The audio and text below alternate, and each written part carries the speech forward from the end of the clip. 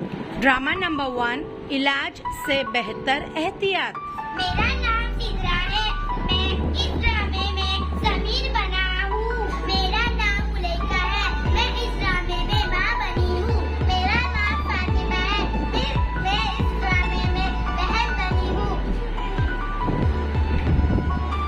आज तो क्रिकेट खेलने मजा आ जाएगा। टिक टिक टिक।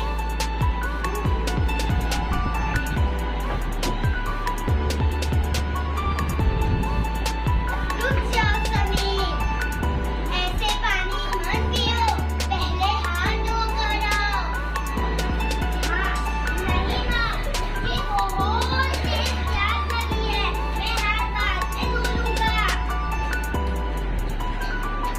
समीर, माँ, देखो उसने ऐसे ही पानी पी लिया और कुछ ऐसे ही खाने जा रहा है। समीर, तुम बगैर हाथ धोए पानी नहीं पी सकते।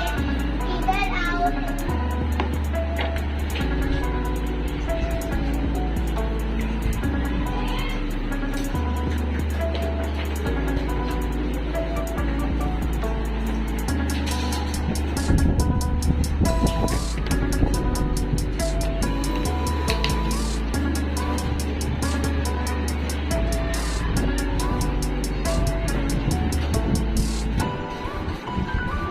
अब दोनों झगड़ना बंद करो और चलो खाने।